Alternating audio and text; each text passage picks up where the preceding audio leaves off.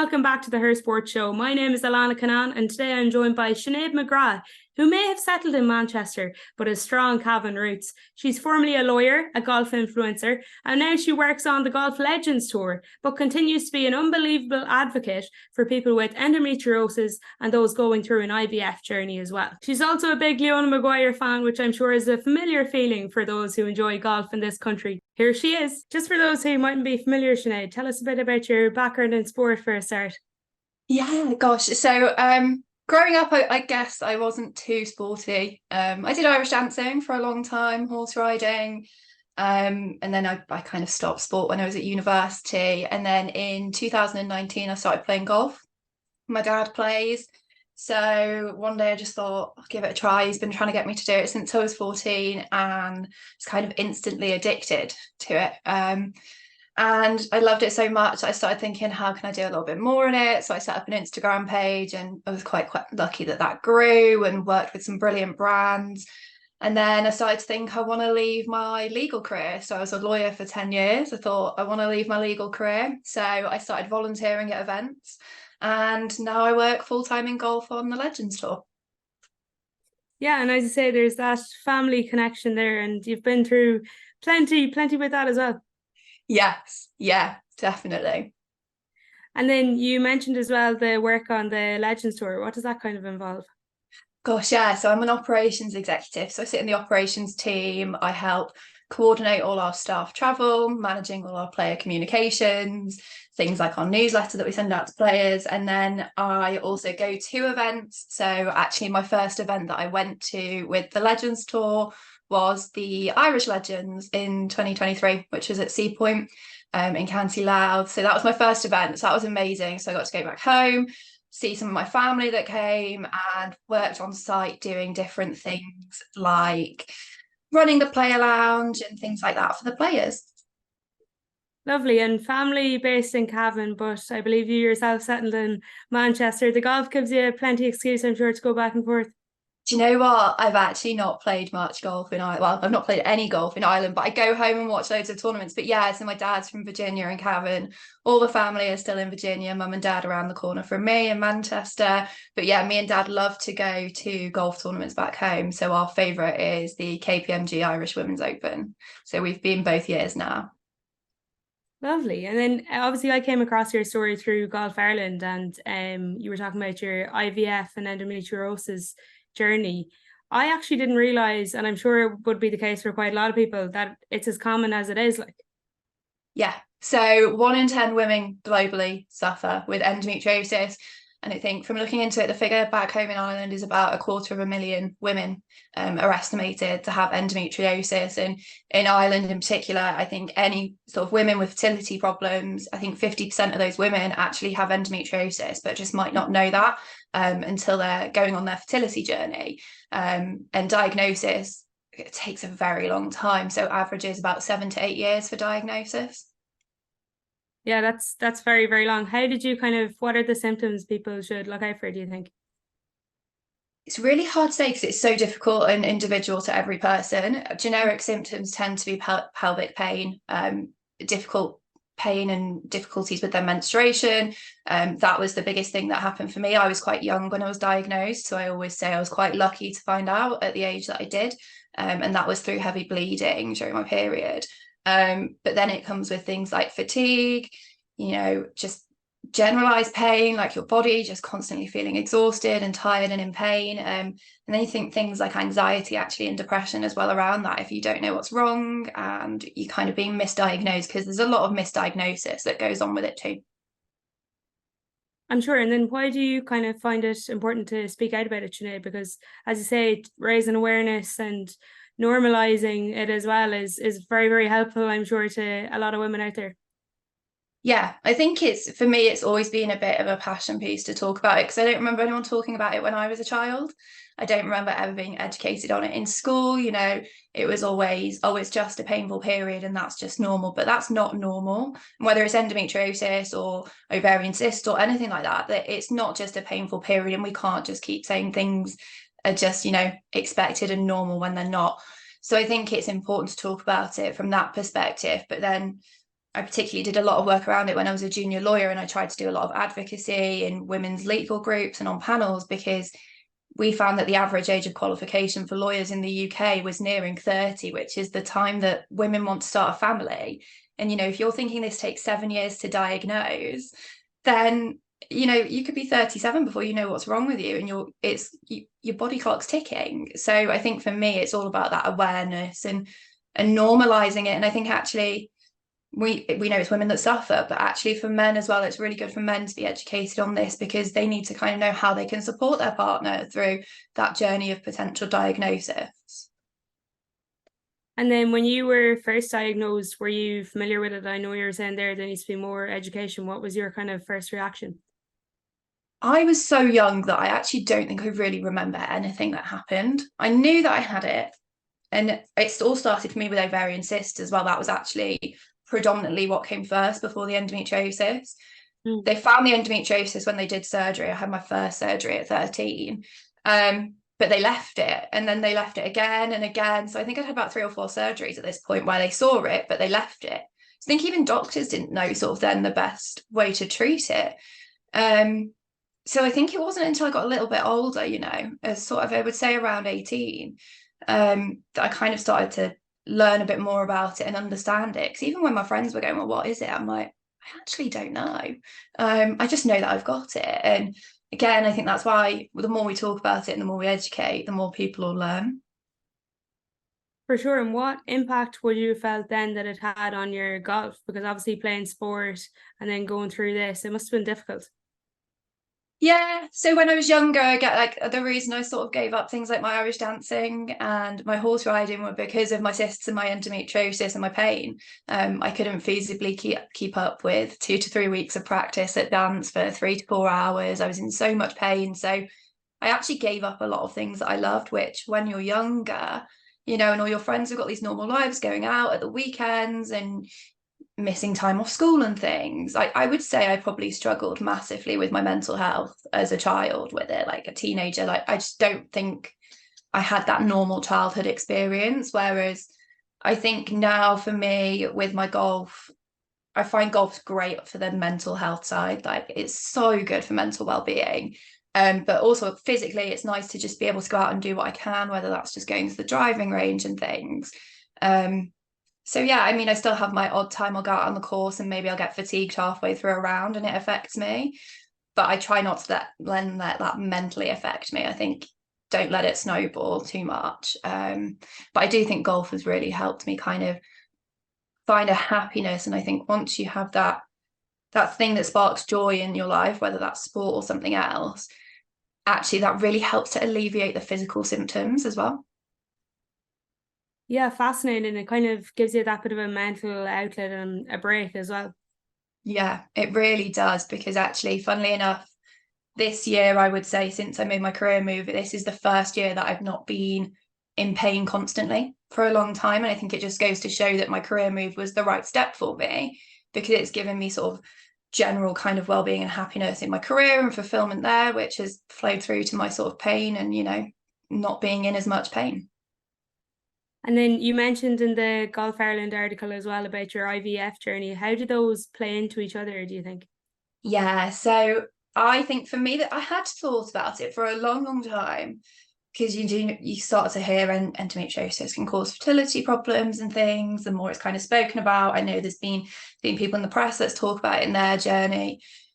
So I guess I became aware of it about 26, 27. I had 3 years of surgery back to back, and I had an amazing consultant and he was brilliant, and I had a surgery every year. And I just turned to him one day and I said, do you think this is worth doing? I think a colleague had mentioned it at work, and I was like, okay, maybe now I'll look into it. So he said yes, and I said, where do you recommend I go? So he gave me a clinic name, and really it was a really long journey from there, because I actually then, I think, sort of properly put that ball in motion during COVID, which was a really difficult time to do that as well.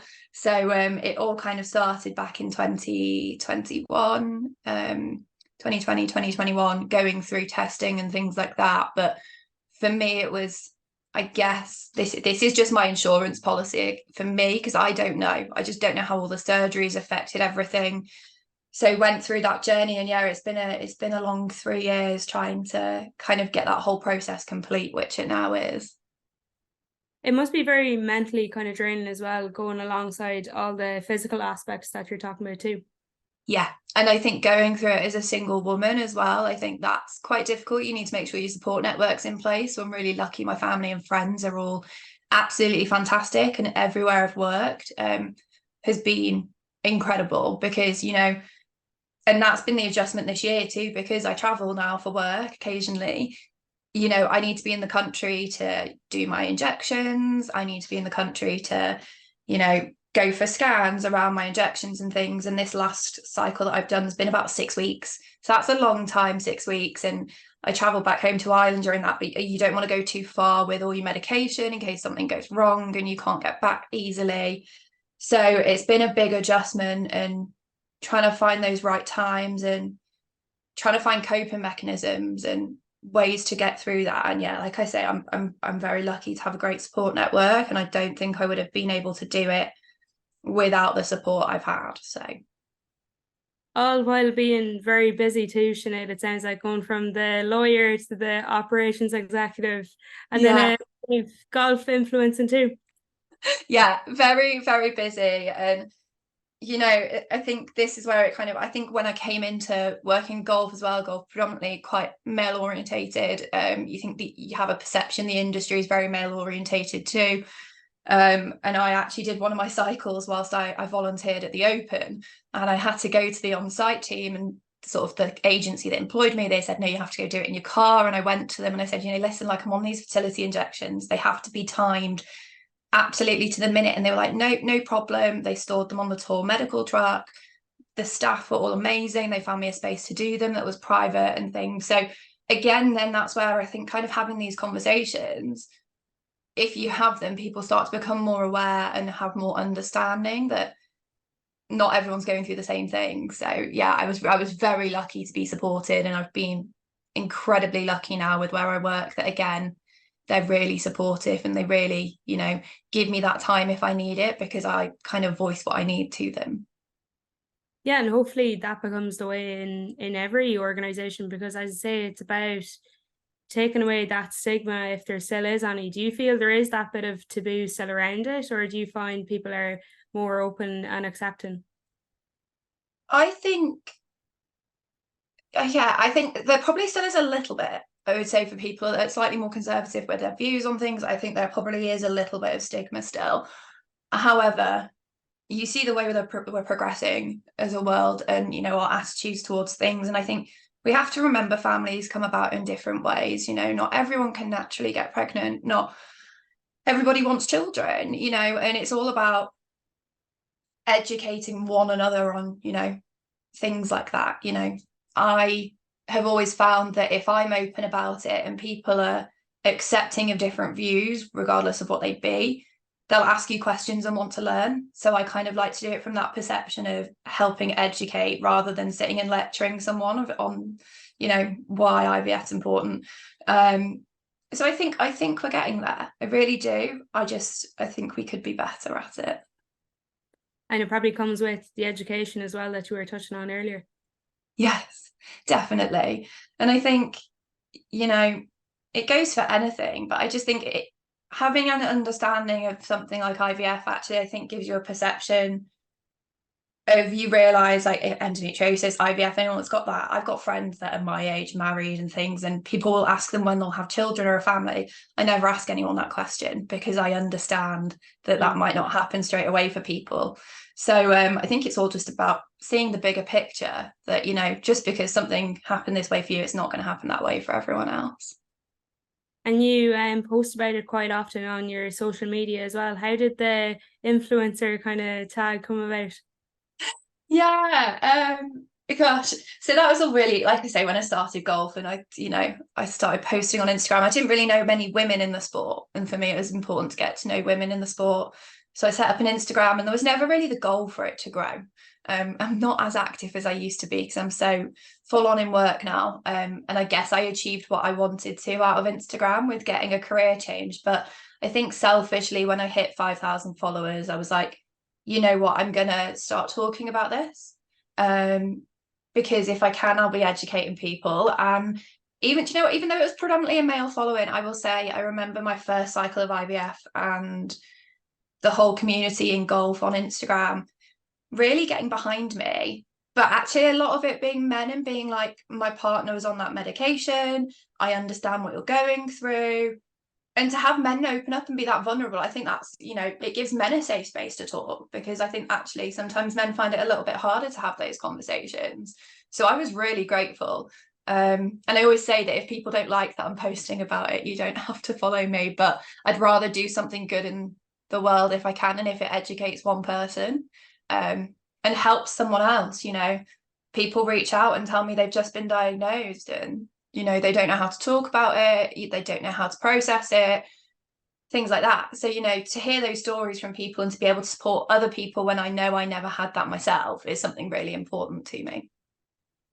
Definitely. I think it's very admirable altogether, because like you say, you're not only just like helping women, you're helping men understand it too, and everybody's just kind of learning more and more about it. But another thing you were saying there, when you joined the Legends Tour and had that career change, what was that kind of like? Because as you touched on briefly earlier, it must be kind of a predominantly male dominated environment, and obviously you were coming into that and had a background in golf as well. Yeah, we're really lucky actually at our tour that we've got a really nice split, men and women in our team. So we've got a really great team. I think it was a change I was trying to do for a year. So I had a few interviews in sport and always got the interviews but never the job.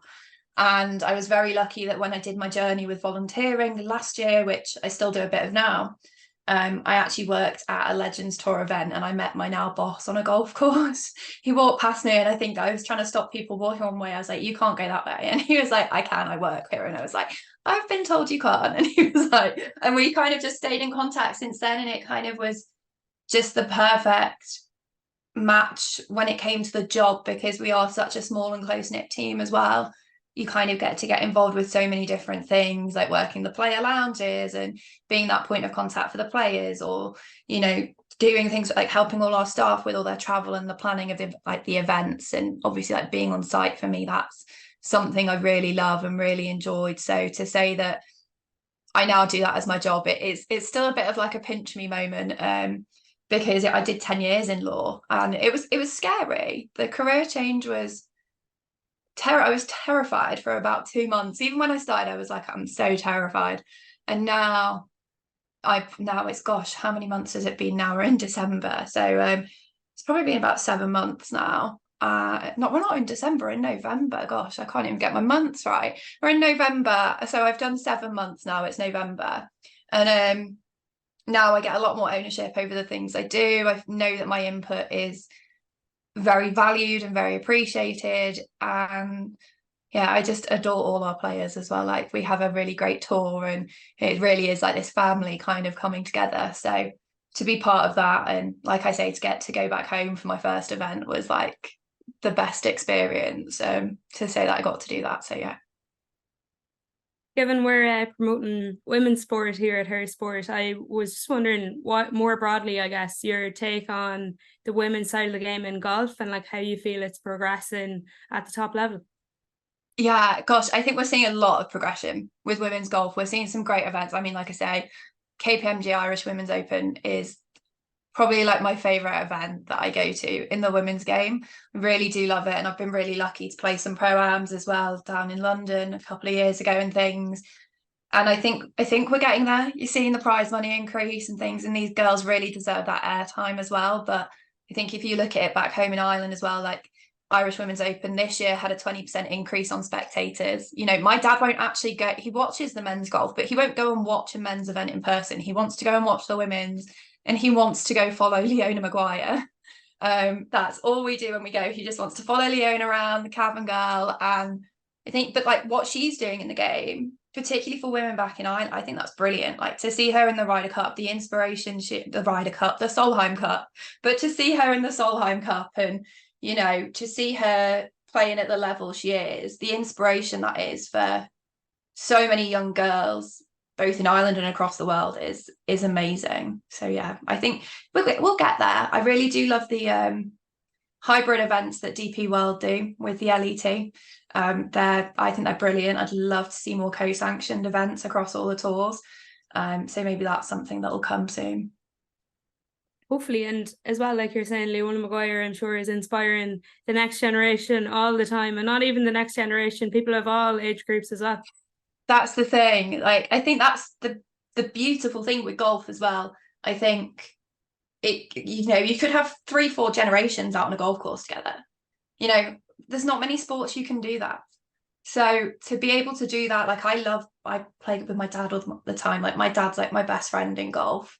So to be able to share this with him now for the last couple of years has been so special to me.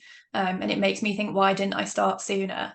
But to see the juniors coming through is really special. I have some junior followers on social media that I've met at events and things, and their golf just astounds me. They can hit a ball farther than I can, and they're like half my height. And then the other thing I was kind of wondering was, what's your next bucket list thing, do you think? I want to come back home and actually bring my golf clubs and play golf back home. I think I would love to play. Where would I love to play back home? I really want to play Tralee.